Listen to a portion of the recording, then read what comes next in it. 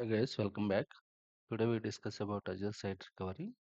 Azure Site Recovery ASR is a disaster recovery DR service that keeps your applications and workloads running during outages by replicating them to a secondary location, Azure or another data center.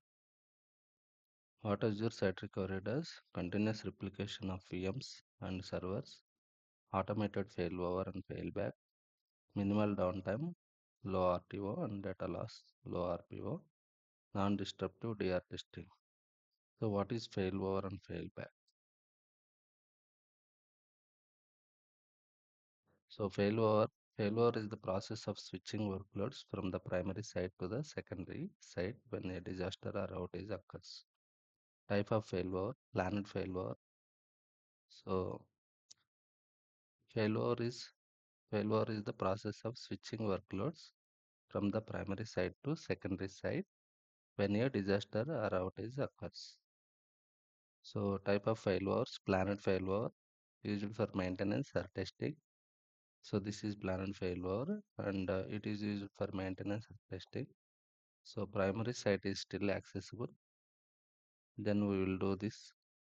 Data is synchronized before failover. Before failover, data synchronized and no data loss is expected. So this is planned failover. So unplanned failover used during an actual disaster. Primary site is unavailable. So unplanned failover. So used during an actual disaster. Whenever disaster happens, so then we do the unplanned failover. Primary site is unavailable. In that case, primary site is unavailable. So ASR starts VM at the recovery site using the latest recovery point. So in that case, ASR starts VM at the recovery site using the latest recovery point. So it will start in secondary site and by using the recovery point, some data loss may occur depending on replication lag. Any replication lag is there, data loss may occur. Test failover: create a copy of VM in an isolated network, does not impact production workloads, use it to validate disaster recovery plans. So how failover process? Primary VM fails or maintenance is planned. ASR activates the replicated VM in the recovery regions or site. So ASR will activate the replicated VM in the recovery region or site. Users connect to the recovery VM. Business operations continue from the recovery site. So business operations will continue from the recovery site. So what is failback? Failback is the process of moving workloads back to the original primary site after it has been restored. So once primary site is restored, so we'll do the failback. So failback is the process of moving workloads back to the original primary site after it has been restored.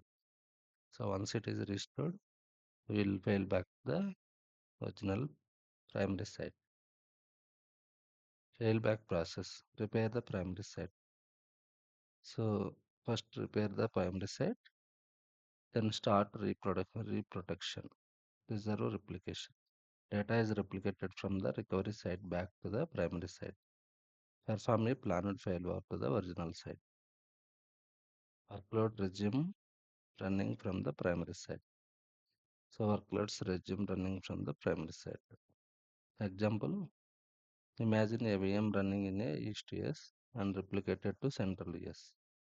Normal operation: East US primary, replication Central US recovery. During disaster, East US fails, failover to VM starts in Central US. After recovery, Central US reserves replication East US. So East US is our primary site. So Central US. So again replicate send it to East US. So East US will take the take, take as a primary and it will work as a primary. Return to normal. failback. VM runs again in the ESTS. So what is recovery time object to RTO and recovery point object to RPO? RTO is the maximum acceptable time required to restore an application or service after a disaster. Measures downtime. Lower RTO is equal to faster recovery. Example, RTO is equal to 30 minutes. If server fails, it must be operational again within 30 minutes. So RTO time is 30 minutes. So it must be operational again within the 30 minutes. So that is RTO. RTO is the maximum acceptable time required to restore an application or service after a disaster.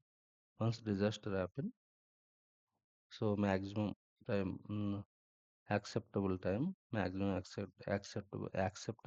requires to restore an application or service after a disaster.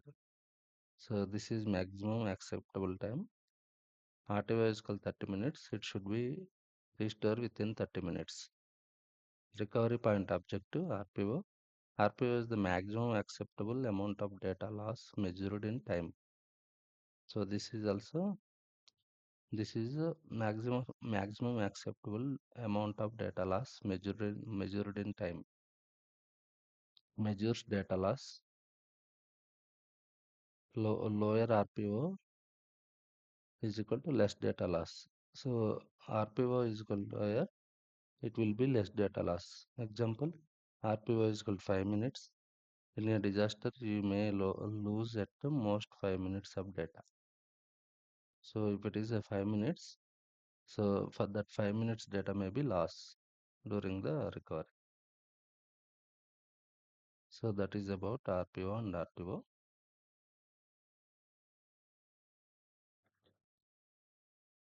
So non-disruptive DR testing also it does. And what you can protect with ASR? By using ASR, what are the things we can protect? Azure VM. Suppose it is in region A. Target is Azure VM region B. So it will protect this VM. On-premises VMware.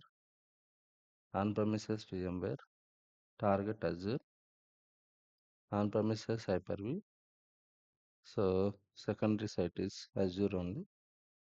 Physical servers. This is also on-prem. And target is Azure. So this will protect everything. So actually, ASR Azure Site Recovery uses the secondary site as Azure in these three cases Azure. So it will protect in the Azure environment. That VM will be protected in Azure environment. Whenever disaster happen, we can switch over to Azure VM. Azure whichever VM it is stored on Azure environment. So we can protect that. And we can protect and failover and failback. We can do. So how ASR works? Primary site on-prem or Azure.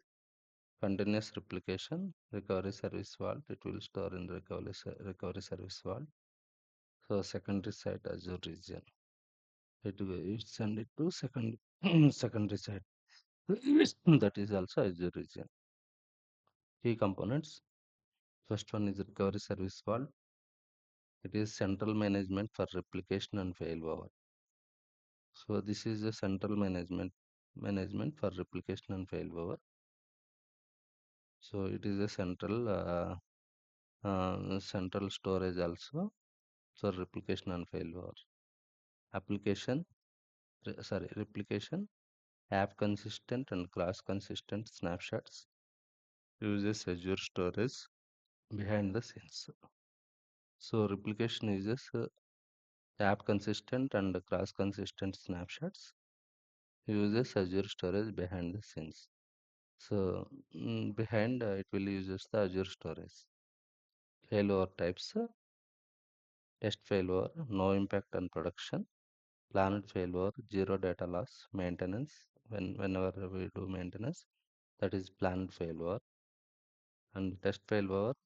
So whenever we want to test the ASR failover, so then we use the test failover.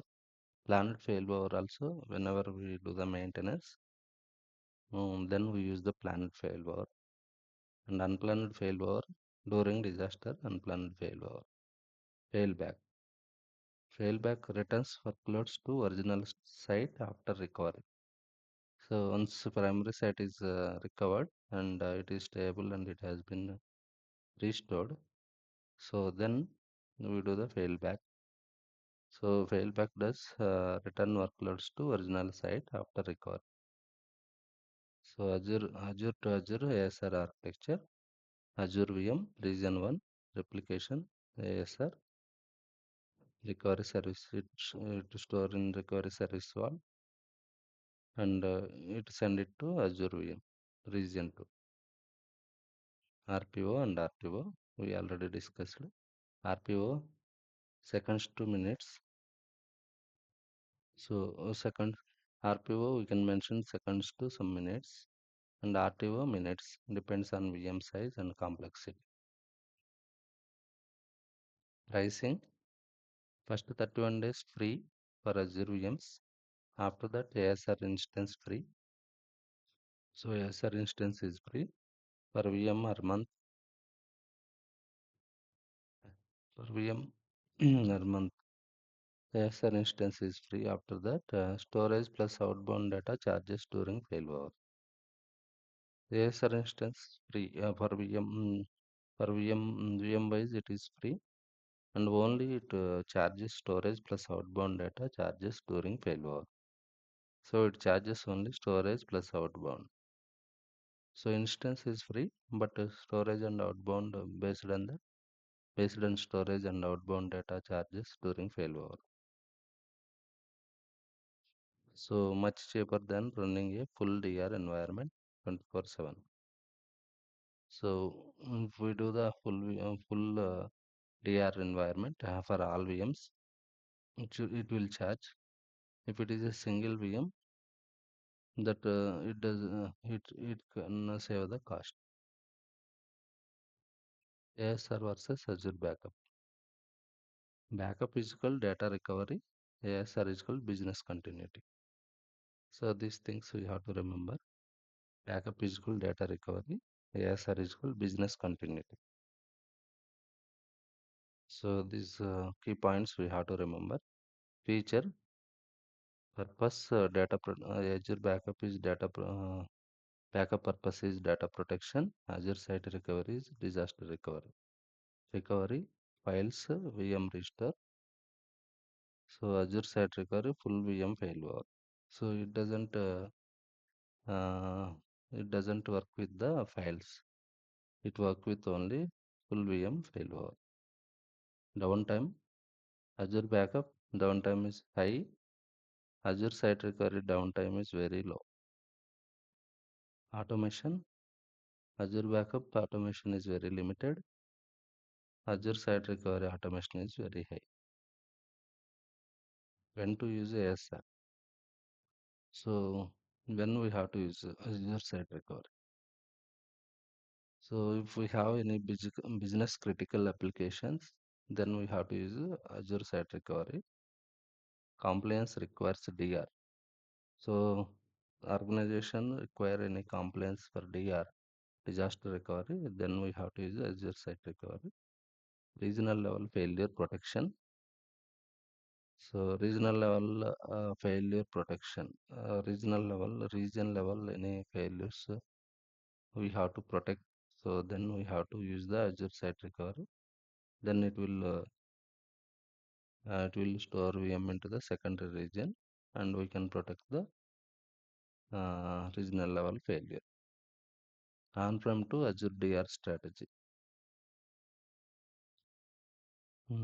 Suppose we have on-prem workloads, and so we have to use Azure. We have to use DR strategy. Then we use the Azure DR strategy, Azure DR site, and So we store on-prem VMs, any critical workloads to Azure environment. So in that case also we use the Azure Site Recovery.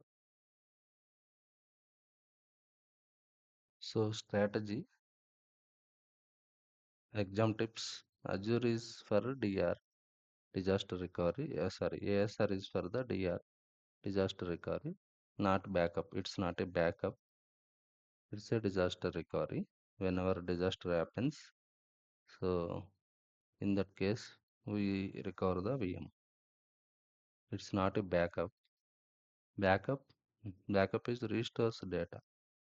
So if you talk about backup and it restores the data only.